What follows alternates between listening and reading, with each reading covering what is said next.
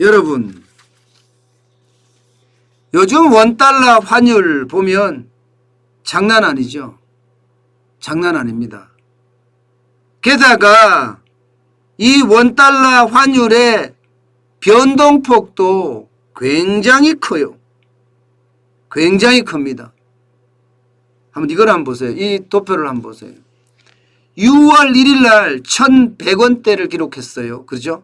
그러다가 7월 1일 날은 1,133원까지 올라갔습니다.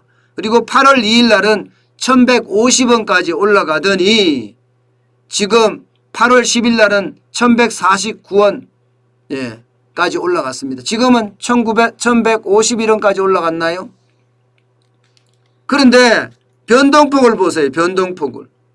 변동폭을 보면 지난 7월 달에 변동폭이 4.3원인가요? 4.3원? 4.3원이 왔다 갔다 한다는 뜻이에요.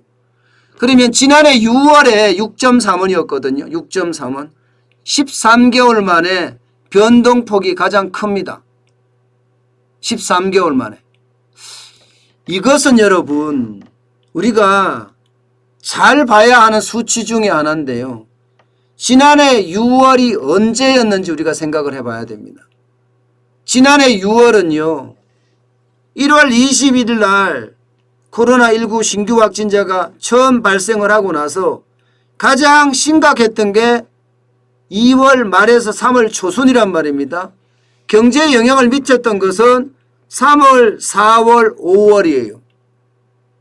그러면서 환율이 그야말로 엄청나게 올라가다가 6월 달에 가서는 뭐 제자리를 잡아간다 뭐 이렇게 이야기할 때쯤이거든요. 그런데 제자리를 잡아간다 하는 쯤이지 그때가 여러분 안정을 찾았다는 것은 아닙니다. 그때가 변동폭이 6.3원이었으니까 적은 변동폭은 아니란 뜻이에요.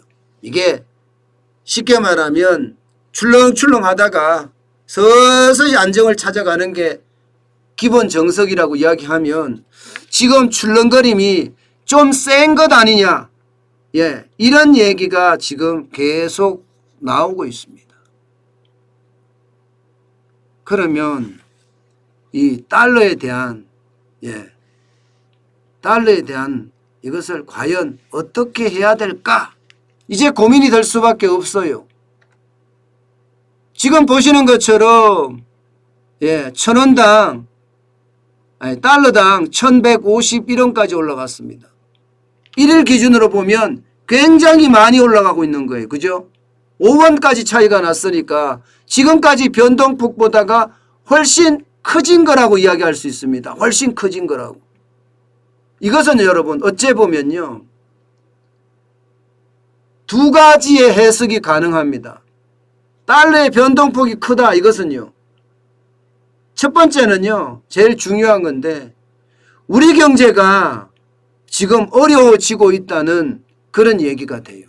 우리 경제가 어려워지고 있다 이런 얘기예요. 대표적으로 외국인들이 지금 주식시장에서 빠져나가잖아요. 7월 달에만 5조 넘게 빠져나갔습니다. 그래서 코스피 코스닥 주식시장의 외국인의 어떤 점유율이라고 해야 되나요? 비중이 30% 이하로 떨어졌습니다. 이것은 어째 보면 소규모 개방시장인 우리나라에 어쩌면 충격적인 소식이에요. 외국인들이 빠져나간다는 것. 외국인들이 빠져나갈 때 어떻게 합니까? 외국인들이 주식에 투자를 했으면 원화일 거 아니에요. 원화. 우리나라 돈일 거란 말입니다. 빠져나가려고 그러면 달러로 바꿔야 되잖아요. 그러면 달러에 대한 수요가 많이 생긴다는 뜻이에요. 달러에 대한 수요가 많이 생기면 달러 가격은 올라가겠죠. 지금 딱 이런 형국이라는 거예요. 딱 이런 형국. 이것은 우리 경제에 뭔가 나쁜 신호가 지금 오고 있다 이런 얘기가 됩니다. 나쁜 신호가. 물론 여러분 채권에 대한 어떤 그 수요도 많기 때문에 그동안은 그래도 주식 팔아서 채권 산다 이렇게 됐었거든요. 그런데 최근에는 주식 팔아서 달러 산다. 좀 바뀐 모양새 같은 겁니다. 그런 조짐이 많이 보인다는 거예요. 그리고 두 번째는요. 두 번째는 달러의 강세예요. 달러의 강세. 쉽게 말하면 미국에서 테이퍼링을 한다고 하고 금리 인상도 늦어도 뭐 내년 말 아니면 후년에 금리 인상도 한다고 하니까 그래? 금리 인상을 하면 달러가 비싸지겠네? 달러가 강세가 되겠네? 이렇게 생각을 하는 거죠. 근데 사실 미국에서는 지금 돈 엄청 풀어제끼잖아. 달러를 엄청 풀어제끼는데도 불구하고 달러의 강세가 계속되고 있다는 것, 이것이 또 우리에게는요 환율에 작용을 한다는 거예요. 이 말은 어째 보면요 달러를 가지고 있으면 괜찮은데 원화를 가지고 있으면 불안하다, 이런 얘기가 되는 거거든요. 크게는 이렇게 두 개를 봐야 됩니다. 크게는 뭐 그 외에도 달러의 어떤 강세 또 원화의 약세, 여기에 적용할 수 있는 변수는 엄청나게 많겠지만 일단 그 두 가지를 보면 달러가 떨어지고 있다, 이런 얘기, 달러가 강해지고 있다, 원화가 떨어지고 있다, 이런 얘기가 가능합니다. 자, 그러면 이런 상태에서 우리가 달러를 사야 될까요? 사야 되는지 안 사야 되는지는 이 도표를 한번 보시자고요. 저는 지표를 가지고 모든 것을 이야기하고 있습니다. 제 감을 가지고 이야기하지 않고요. 자, 여러분, 이게 달러의 10년 차표 차트입니다. 10년 차트의 환율. 2011년부터 2021년까지예요. 2011년부터 2021년까지. 이 차트를 보면 어떤 느낌이 드세요? 봉우리가 3개 있죠. 3개. 그죠? 봉우리가 3개 있죠. 봉우리가 3개 있습니다. 그리고 지금 2021년 들어서서 새로운 봉우리가 만들어져 가고 있죠. 새로운 봉우리가 만들어져 가고 있습니다. 이것을 보면 결국 말입니다. 저는 달러를 사지 마라, 이런 이야기를 자주 합니다. 필요한 달러만 사라. 차라리 1,100원대 내려갔을 때 그때 여러분들 제가 사라고 할 때 많이 샀었잖아요. 그때처럼 좀 저는 기다렸으면 좋겠다, 이런 얘기 저는 많이 하거든요. 지금은 저는 그래요. 내가 필요한 만큼 달러를 사는 게 좋지, 필요 이상의 투자로 달러를 사는 건 좀 그렇지 않느냐. 인플레이션에 대한 해치 수단으로 달러를 사놓고 내 자산의 어떤 가치를 계속 존중하기 위해 달러를 사놨으면 좋겠다. 제가 그렇게 항상 말씀을 드려왔습니다. 저는 그 정도라고 생각해요. 분명히 보이는 것은요, 새 봉우리가 있지만 새롭게 봉우리가 만들어지는 거 사실이에요. 그죠? 새롭게 봉우리가 만들어지는 거 사실입니다. 보시다시피 만들어지고 있죠. 만들어지고 있는 건 사실이지만 이게 1,150원이 얼마를 오를까요? 1,200원? 1,300원? 1,400원? 이것은요 진짜 극악할 때 오거든요. 진짜 경제가, 우리 대한민국 경제가 진짜 나빠졌을 때 옵니다. 그런데 과연 지금 1,300원, 1,400원, 1,500원, 1,600원, 2,000원까지 가려고 그러면 외환위기 때나 금융위기 때나 이 정도의 극악한 위기가 와야 되는데 과연 지금 대한민국에 그런 극악한 위기가 올까요? 제가 여러분들에게 계속 설명했던 것은요, 내년 대통령 선거까지가 위기라고 제가 말씀은 드렸습니다. 위기일 거예요. 그렇지만 IMF 같은 그런 극악한 위기가 올까요? 이것은 한 번 더 생각해 봐야 될 문제는 있어요. 한 번 더 생각해 봐야 될 문제는. 그렇지만 이게 그렇지만 제가 반복을 하는 것은 고민을 저도 한다는 뜻인데요.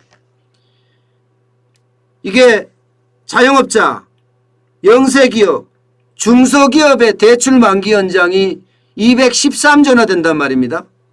여기에다가 기존 가계 대출도 장난 아니에요. 심지어 이런 상황에서 정부는 또 돈을 푼단 말입니다. 이게 한꺼번에 몰아쳤을 때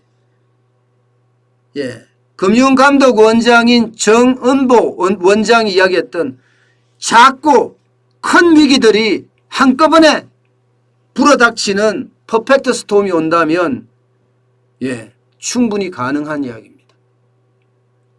그래서 저는 투자로보다는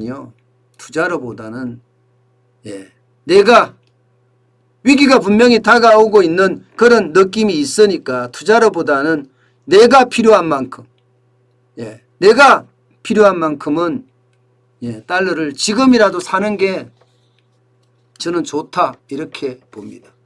내가 필요한 만큼이라는 것은요. 그래요. 늘 제가 항상 말씀드리는 기준이 있습니다. 내가 해외여행을 갈 거냐 몇 번 갈 거냐 이런 생각을 한 다음에 앞으로 내가 해외여행 갈 수 있는 돈을 좀 바꿔놓고요. 내 자산이 굉장히 많은데 인플레이션이 굉장히 심할 것 같아.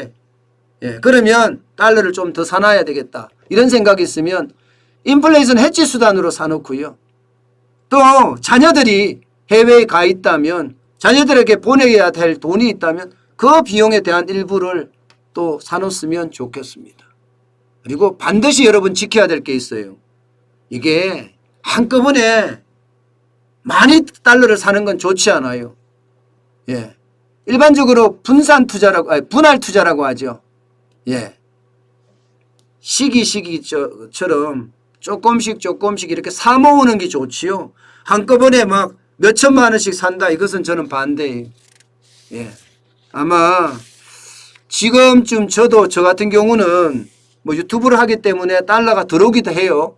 또 필요한 건 제가 사기도 하고요. 그런 측면에서 보면 이게 적정 수준으로 저는 사는 게 좋다. 자기 어떤 포트폴리오 자산에 맞게끔 사는 게 좋다. 그 말씀을 꼭 드리겠습니다.